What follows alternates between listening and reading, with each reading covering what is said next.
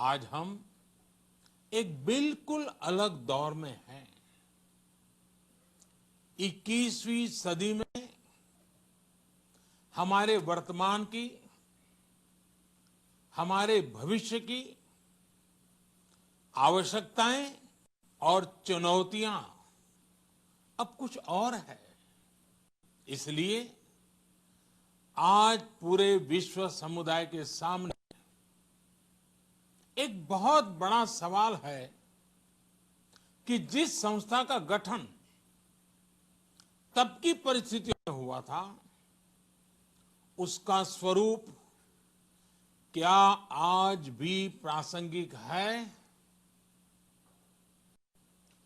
सदी बदल जाए और हम न बदलें तो बदलाव लाने की ताकत भी कमजोर हो जाती है। अगर हम बीते 75 वर्षों में संयुक्त राष्ट्र की उपलब्धियों का मूल्यांकन करें तो अनेक उपलब्धियां दिखाई देती हैं, लेकिन इसके साथ ही अनेक ऐसे उदाहरण भी हैं जो संयुक्त राष्ट्र के सामने गंभीर आत्ममंथन की आवश्यकता खड़ी करते हैं। ये बात सही है कि कहने को तो तीसरा विश्व युद्ध नहीं हुआ, लेकिन इस बात को नकार नहीं सकते कि अनेकों युद्ध हुए, अनेकों गृह युद्ध भी हुए। कितने ही आतंकी हमलों ने पूरी दुनिया को थर्रा कर रख दिया।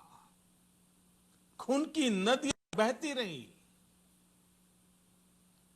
इन युद्धों में, इन हमलों में जो मारे गए वो हमारी आपकी तरह इंसान ही थे। वो लाखों मासूम बच्चे जिन्हें दुनिया पर छा जाना था, वो दुनिया छोड़कर चले गए।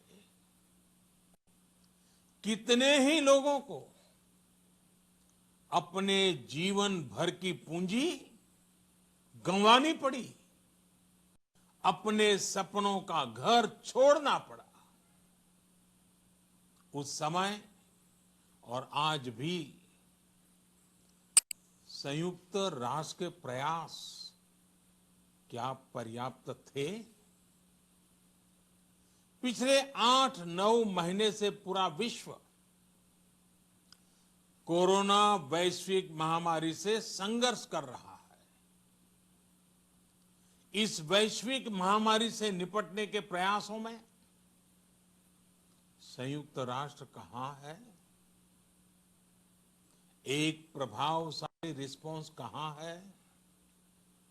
अध्यक्ष महोदय, संयुक्त राष्ट्र की प्रतिक्रियाओं में बदलाव, व्यवस्थाओं में बदलाव, स्वरूप में बदलाव आज समय की मांग है।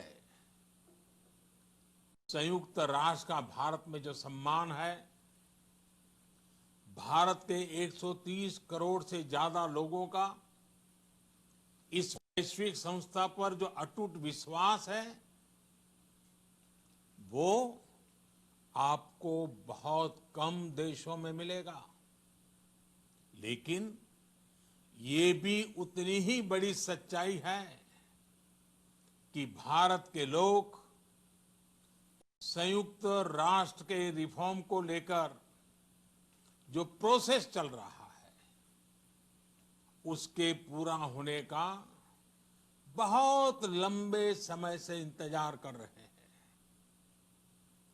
आज भारत के लोग चिंतित हैं कि क्या ये प्रोसेस कभी एक लॉजिकल एंड तक पहुंच पाएगा? आखिर कब तक भारत को संयुक्त राष्ट्र के डिसीजन मेकिंग स्ट्रक्चर से अलग रखा जाएगा। एक ऐसा देश जो दुनिया का सबसे बड़ा लोकतंत्र है, एक ऐसा देश जहां विश्व की 18% से ज्यादा जनसंख्या रहती है, एक ऐसा देश जहां सैकड़ों भाषाएं हैं, सैकड़ों बोलियां हैं, अनेकों पंथ हैं, अनेकों विचारधारा हैं, जिस देश ने सैकड़ों वर्षों तक वैश्विक अर्थव्यवस्था का नेतृत्व करने और सैकड़ों वर्षों की गुलामी दोनों को जिया है। अध्यक्ष महोदय, जब हम मजबूत थे तो दुनिया को कभी सताया नहीं। जब हम मजबूर थे तो दुनिया पर कभी बोझ नहीं बने। अध्यक्ष महोदय, जिस देश में हो रहे परिवर्तनों का प्रभाव दुनिया के बहुत बड़े हिस्से पर पड़ता है, उस देश को आखिर कब तक इंतजार करना पड़ेगा।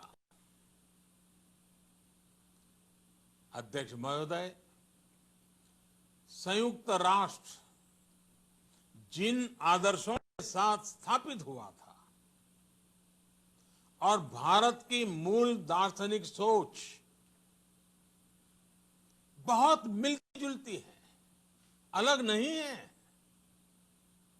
संयुक्त राष्ट्र के इसी हॉल में ये शब्द